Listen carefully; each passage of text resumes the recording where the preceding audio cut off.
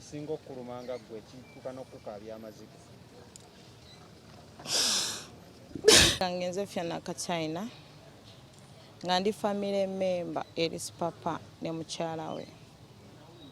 Nze wendi siri musanyufu era sina sanyu wendija ne nebuuza gavumenti yaffe oba ng'obuyinza bwe tulimu Uganda yeeyambibwako ddi oba omwana Omunayuganda ayambibwako ddi nandisabye senga baba bayamba bandiyambye mukyala Sipapa nasobola okuba nga ava mu kkomera kubanga ayina omwana wa myezi 6 yeetaaga okuba nga ayina obulabirizi bwa maama oba omuntu yenna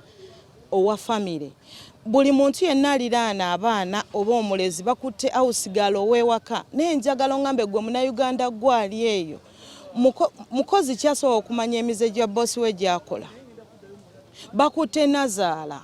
muntu kyasobola okumanya seza omukoddomi emize gyakola tetuganye kale mugambye agikola naye ayinza okuba nga agimanyi ne bagibuulira nazaala nti omukoddomi akola kino nazaala yabadde alera omwana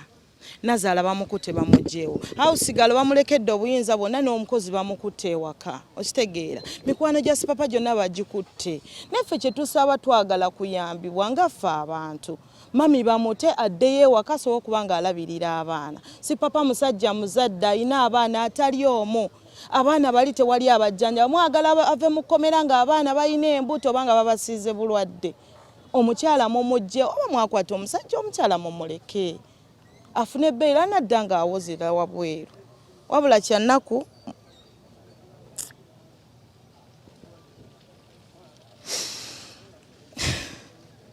Singo kurumanga gwe kituka n'okukaabya Amaziga.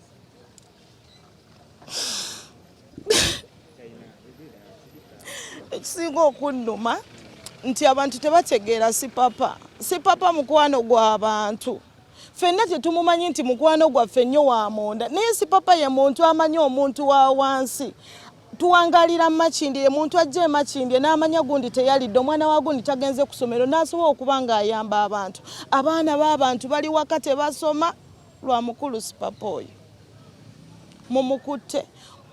twebuuza kitwagala omumanya omuwaabi ye aliriddawa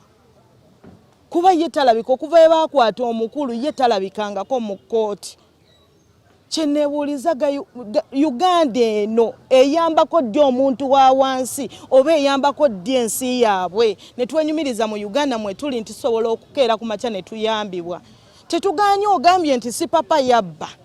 n'omukazi yabba mugambye mukutte omukozi munoonya Sipapa avuddeyo omukazi muganye omuta maidi ewaka mumututte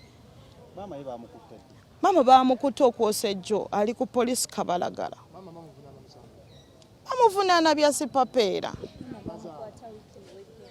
nazaala anti awo kyeneebuuza nti buli muntu aliraanya Sipapa naffe be yawaayo ku ssente bonna bagenda kubanga babakima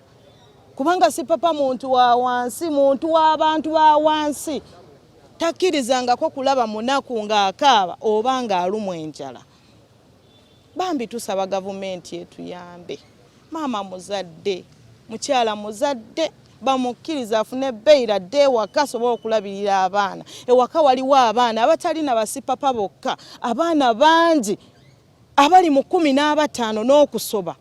abayambibwa Sipapa abaana bali waka tebasoma tebafuna kyakulya olw'ensonga mami yandinoonyeza ekyokulya tasobola kinoonya ali mu kkomera ne Papa yennyini yandinoonyeza ekyokulya ali mu kkomera ne nazaala mumukutte naye obwenkanya buliriddawa mu nsi yaffe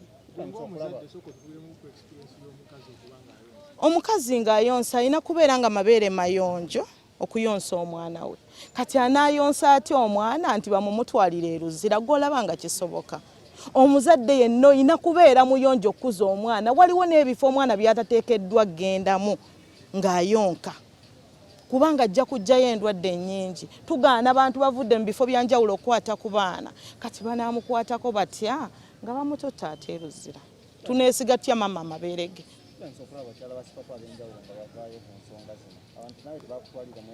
Sipapa talinawo wano mukyala omukyala we ali naye mu kkomera talinawo mukyala mutimbagano ez'enjawulo gwe nga abadde kumpi nabo lowooza kino tekiyongerako okuttattanya situation eriwo n'obufumbo bw'abano ababiri. Saategedde biki bye yayogedde era saabitegedde yabyogedde mu Tuluba kyoba mu Ssaaki simanyi.